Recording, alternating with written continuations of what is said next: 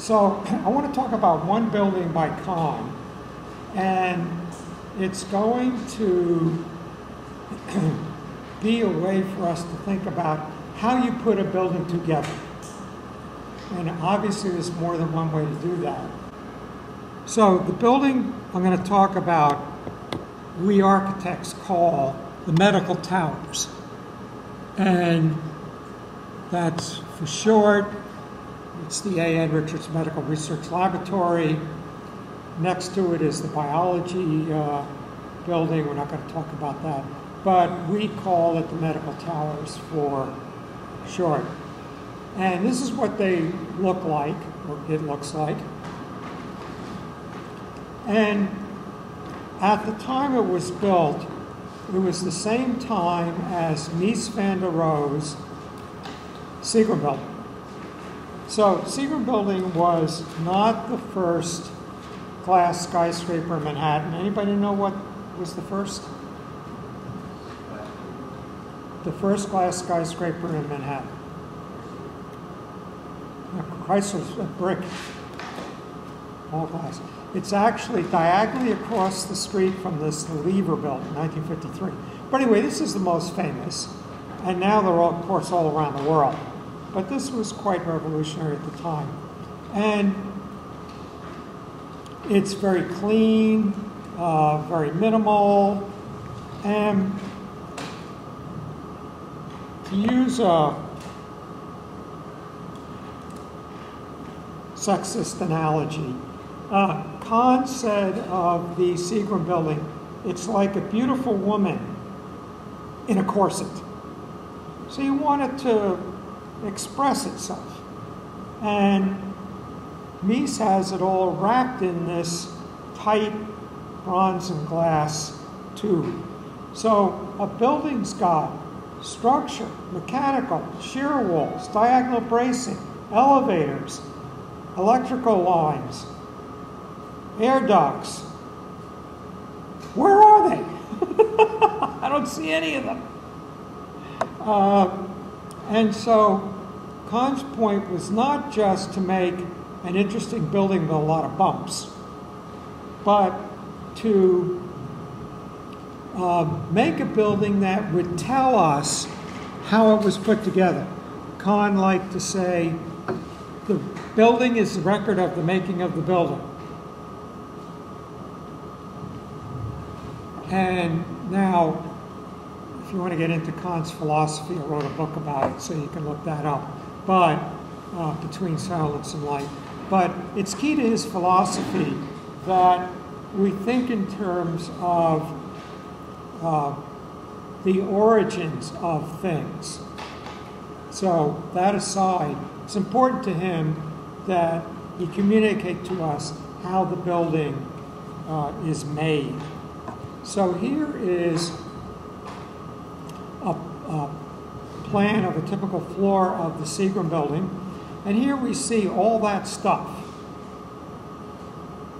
Elevators, stairs, bathrooms, air ducts. Stuffed in the center. And then around it is this open, flexible space. Now, there's reasons for that. This is how you do an office building.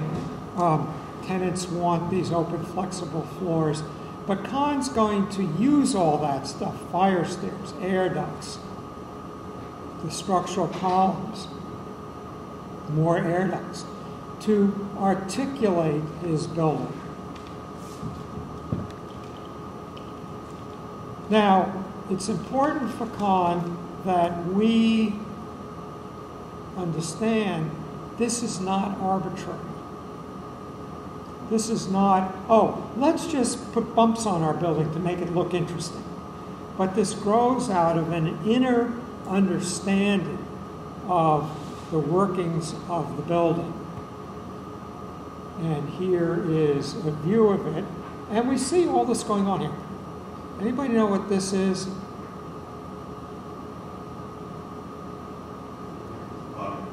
That's a structural column, right. This is, anybody know what this is? This is air ducts. Well, no, I mean, there's no way we would know, but we'll know in a minute. This is stairs, air ducts, columns. So everything here is something going on, and we're going to come to understand that. So before we do that, let's begin the way we should begin any building, and that is context. Where is it located? So where's my building going? What's the climate? What's across the street? What's what's the context? What's the surroundings? So we'll start with the city of Philadelphia. Here is Center City, Philadelphia. Anybody know Philadelphia? No? Okay, so here's the Diagonal Parkway. Here's the museum. And this is Broad Street, Market Street. And this is the Delaware River and the Schuylkill River. So here's the Schuylkill River. And then this is West Philadelphia. University of Pennsylvania is right here, which is what we have here. Now, here's the campus, and lots of buildings. They're marching westward. But here is a dorm with quadrangles based on Oxford. And then in the back of the dorm is a walkway, and this is the medical school, the building we're looking at, and the biology building. So all this medical biology stuff is right here. And so the building we're looking at is right along it. There's a walkway here as opposed to a roadway. So here's that walkway. Right about here, we're not seeing it. Here's the building from the back where there's a botanical garden. And here we're in the quad of the dorm, and we see the building sticking up, sort of working with the older architecture that's it's intermingled amongst. So let's see how we arrive at this building. Now, we'll work on our skills of reading plans. So here's a model of the building. We see there are two parts. There's all this. It's what we've been talking about. We're going to focus on this. This is a later edition. We won't talk about that. So here's the later edition we're not going to talk about. And here's the part we are talking about. And this is an elevation. So this would come up. You extend your lines up from here to get the elevation. Now, anybody know why we've got two plans here, almost identical? This one is a typical floor, one of the 6 floors. This one is the ground floor. And he does something on the ground floor. He leaves out the glass. So here's all this, the wall. And then you see here, there's no wall. Same thing, that's this. So he knocks out one of these pavilions and puts steps here. We come in, and this is our entrance into the building. And then same thing for this part of the building. He leaves out this, and we come underneath, and that's our entrance into that part of the building. So we're going to be just concerned with the typical floor, but that's why there's another plan here. Now, I got the wrong one here. This should be just like these. This is an entrance, but let's assume it's a typical floor. So here's a plan of our building. And what we see is 3, we'll call them pavilions, clustered around a central core. Each of the pavilions then has these towers stuck onto it. So that's how the building's organized. In this central core, well, these parts have open, flexible space, and then the central core has what Kahn calls servant spaces. Stairs, elevators, toilets, storerooms, freight elevators, air ducts are all in here. Now, this is a stair. And all of these can use the stair. Obviously, only in an emergency, you usually just use the elevator. Unless you're on the second floor, you might not wait for the elevator. Why is there another stair here? What kind of emergency? Fire. Fire, right. So if there's a fire right here, how are you going to get out of the building? So you always need two means of egress. So this is your second means of egress. Now, these things are the columns, structure of the building. So let's see how he arrives at all this. And Kahn begins every building comes into his office, or they're doing one in the studio where he's teaching at school, was teaching, died in 1974. And he begins every project with the question, what does this building want to be? Kahn begins this building by saying, what is science? Just a few years after this building, an important book was published called The Structure of Scientific Revolutions by Kuhn. And it is, if you say, what are the, 20 most important books of the latter half of the 20th century, it would be one of them. Structure of Scientific Revolutions by Kuhn, Kuhn, not remembering the first, Thomas Kuhn. And in it, he figured out how science works, which nobody had known before. And what he realized was science does not progress incrementally. Science makes leaps that he calls paradigm shifts. So he shows that, for example, Einstein's relativity theory is not an incremental improvement of Newtonian physics. It totally overthrows it. So Newtonian physics begins with the assumption that there's uniform space and time. So objects occupy space over time. Einstein says each object generates its own space. There is no pre-existing abstract uniform space. So Einstein's relativity theory is a total revolution, a paradigm shift. Kuhn coins that term.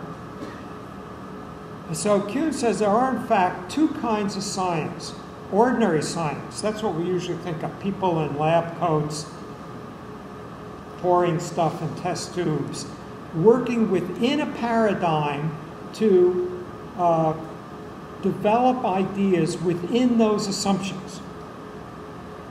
Then there is revolutionary science, in which you usually don't need a laboratory. Newton didn't have a laboratory, Einstein didn't have a laboratory. You just think, what they're talking about doesn't make sense.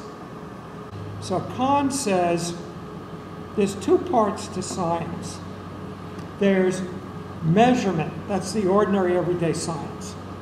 And those are people in lab coats with test tubes and petri dishes, because it's a biology lab. And they want open, flexible space where they can put their lab benches, they can move them around, they can change them when they have different projects to work on. And so we want an open, flexible space not interrupted by elevators or columns. So then there's the other kind of science, what Kuhn calls revolutionary science. And this is when the scientist takes the results of their experiment and thinks about it. Let's think about that. What if everybody attracts every other body with a force proportional to the product of their masses and inversely proportional to the square of the distance between them? So now I've rendered that into the law of gravity, which is what Newton did. So the observations are done, and then you think, how do you generalize this into a principle? So what Newton figured out is what the apple is doing is exactly the same as what the moon is doing. Okay, so Kahn says, after your experiments, the scientist wants to go to the light, go to the window, sit quietly, and think about what this means. So that gives him his pavilion with this space in the center away from the light. Why do you want to be away from the light? What's sunlight going to do to the bacteria in your petri dish? Kill it. Screw up your experiment. So, but, you want to sort of sit near the window, maybe there's a little sun coming in, look at the wind going through the leaves of the tree outside, and think about your work. So that takes place over here. Okay, so now we've got our basic unit. Now, we've got to hold it up. So we have columns.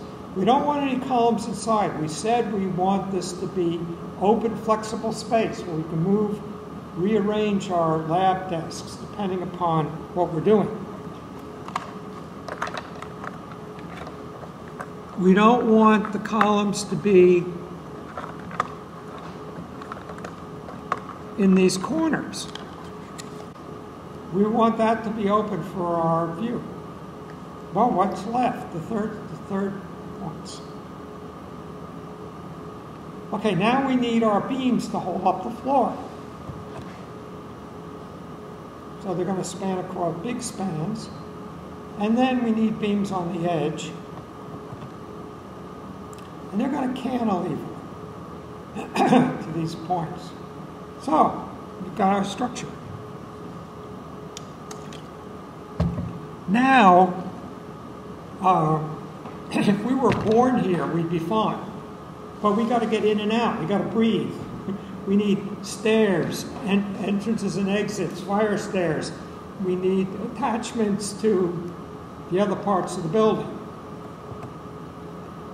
So here's our link to the central core with the storerooms, freight elevator, passenger elevators, toilets, air ducts, and second means of egress.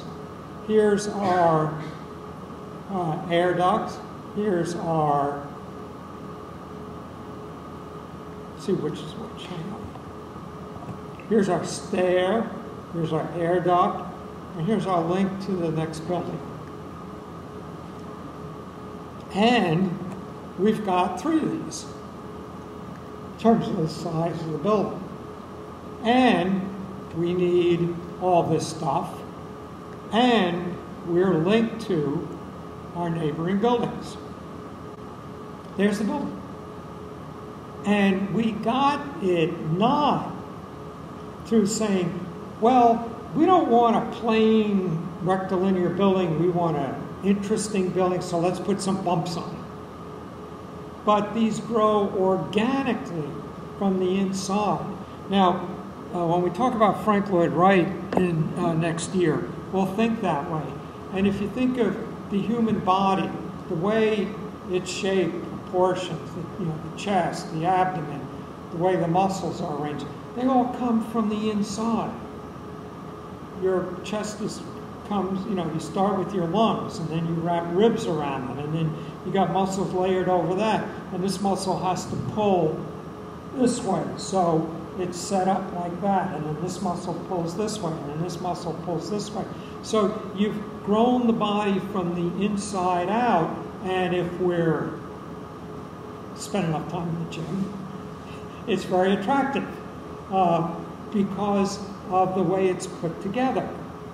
So we want our buildings to grow from their inner meanings and functions, their structures, their mechanical, and the activities that are taking place in there, and what they mean, the way we talked about these 2 different kinds of science generating the space in these ways.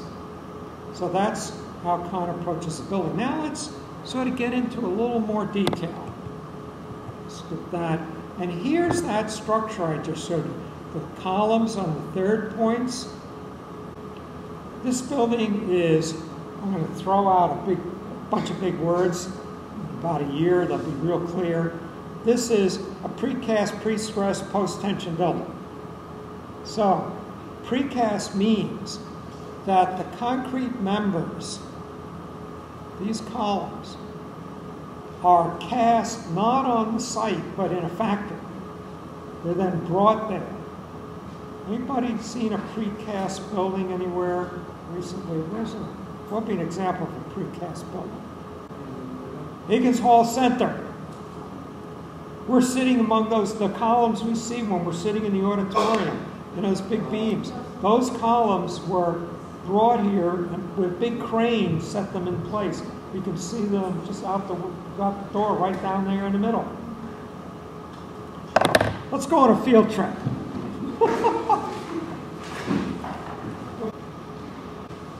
So I told you the columns, our columns are one floor at a time. That's what we see here. There's a one floor, then we put in the beams, then we go another floor. Then we put in the beams, we put in another floor. So these columns are going one floor at a time.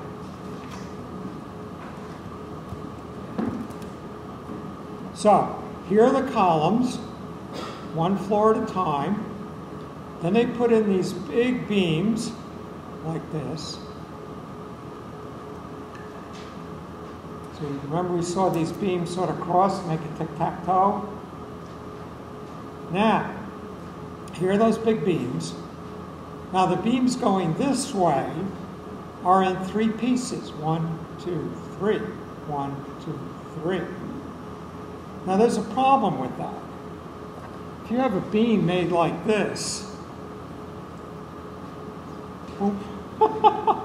it's like, that's worthless.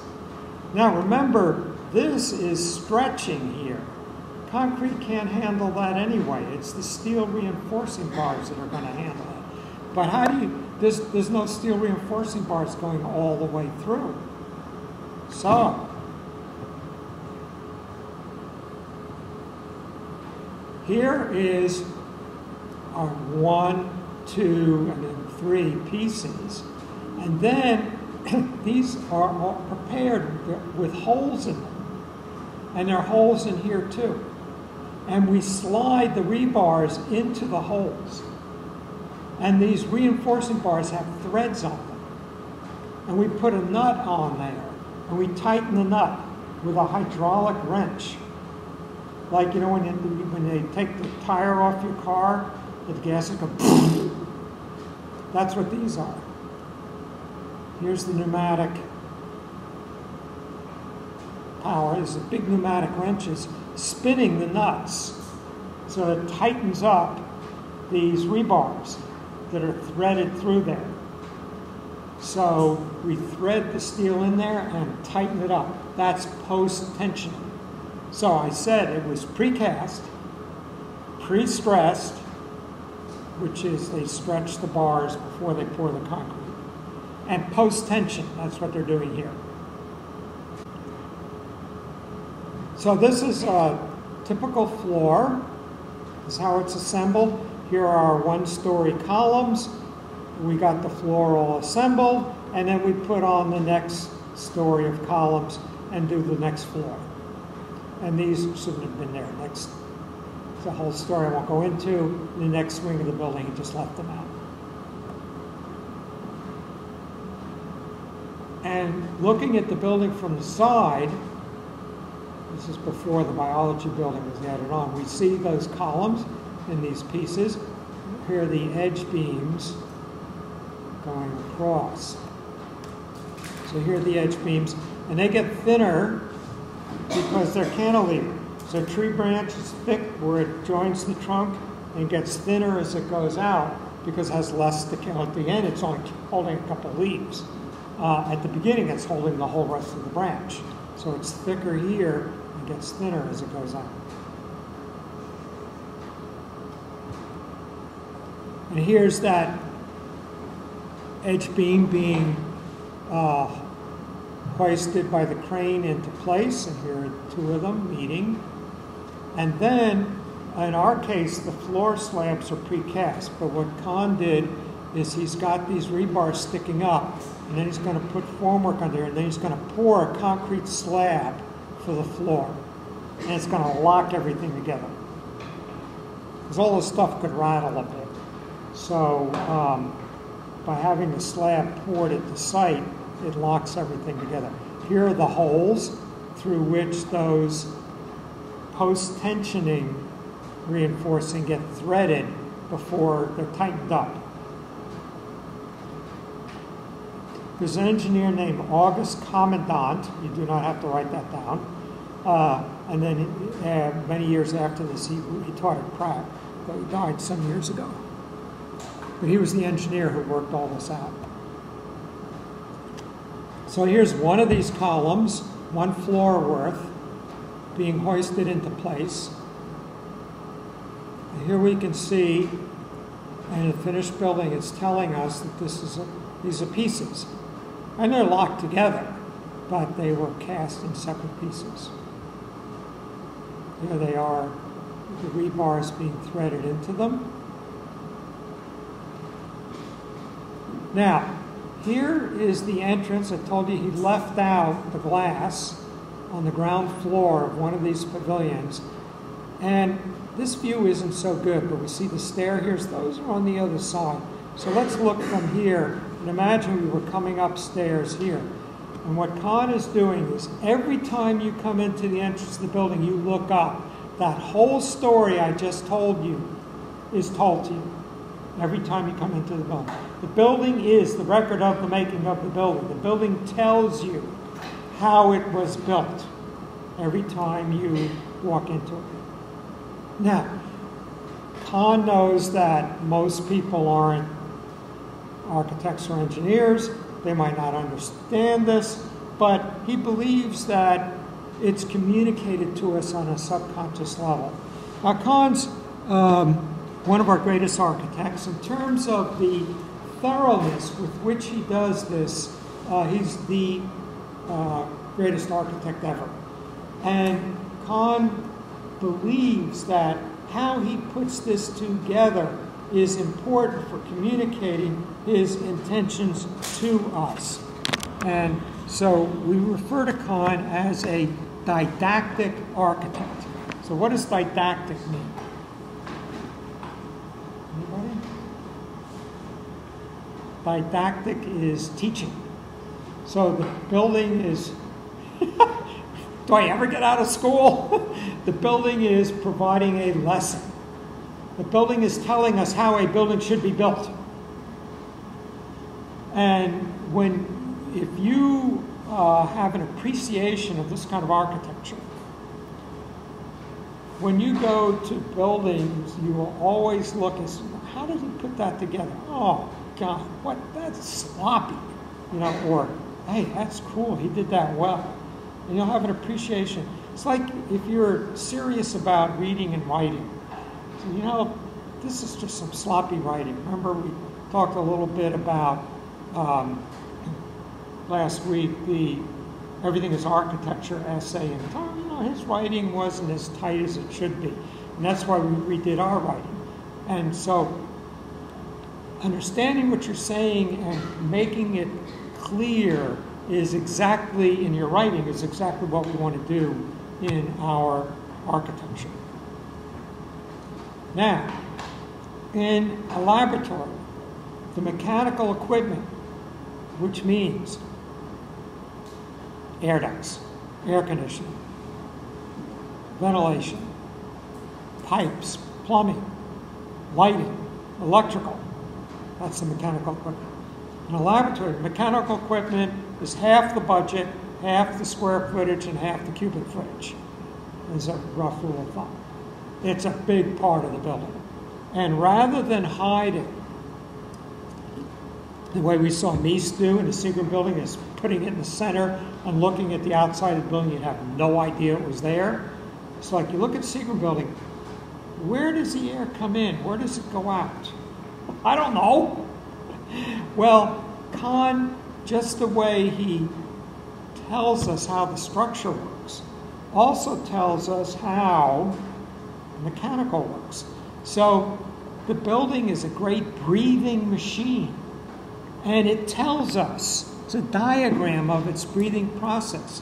So this is a botanical garden. So we have a pond, and we have trees, it's a garden here. So we have nice clean air, comes in these, he calls them nostrils, goes up these tubes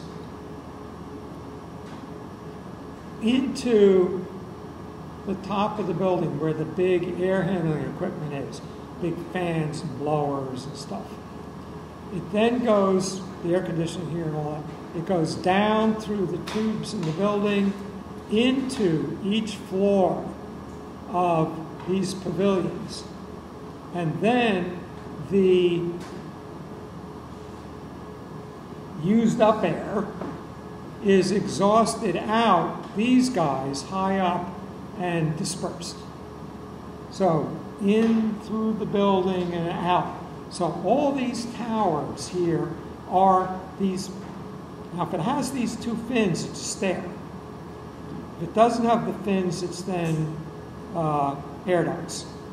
So all these towers, they're not stairs, are part of this breathing apparatus. And the building is telling us how the air flows through it, just the way it told us how the structure works. So here's a diagram showing it all together. The air comes up these towers back here, which are not being shown, into this big air handling room. It then goes down through these guys into each laboratory, is dispersed through these ducts, and then is picked up and is exhausted out. These guys. And these are the columns.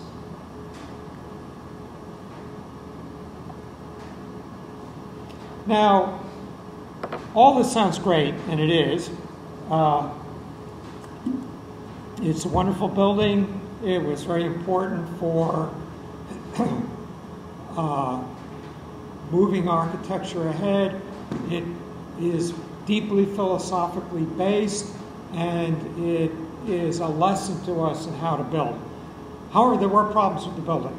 So, in all honesty, I'll tell you what they were. I know a lot about this building because it happened to be being built right outside my dorm room when I was a student. And just the way I took you down that hall, my construction classes, we'd go over to the building while it was under construction. So I know it pretty well. Again, we'll just focus on this part. This part's built later. But the three major problems that came up was, number one, these separate pavilions. The scientists said, you know what? We would have preferred this all to be one big, continuous, flexible space. Well, I got half my team here, half my team here, and I'm running back and forth. Why couldn't this just be one big space? So that was the first problem. And the reason is nobody told Kahn that, but they complained about it later. Number two, he makes these edge beams get thinner as they go to the edge. And then he just puts more glass up here. This allows sunlight to get further deeper into the space, hitting your petri dish, killing your bacteria, and screwing up your experiment. So the scientists are up there putting up aluminum foil, manila file folders, and newspapers, pasting them up to the wall with Scotch tape.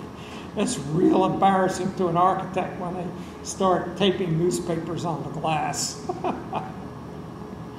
That's all fixed now. There's a sort of aluminum screening here. And then the next one is, usually we have what's called a hung ceiling. So if you go to an office building, you see these panels that will have in them some there'll be acoustic tile, and then I'll have a duct, and then I'll have a panel of lights. But there's this continuous flat surface, and above it is all this stuff. Kahn wants all this stuff exposed. He wants to show you the guts of the building. He wants to show you how it's made. Every time you walk in there, you see the story of the making of the building. What would happen if I got up on a ladder and put my hand on top of that light fixture?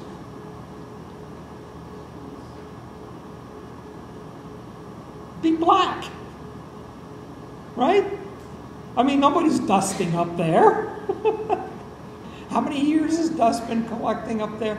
Well, turn on the air conditioning. The air is moving. It agitates the dust. It comes filtering down into my Petri dish and screws up my experiment. So those are the three big complaints. Now, interestingly, the next building he did was also a laboratory for Jonas Salk.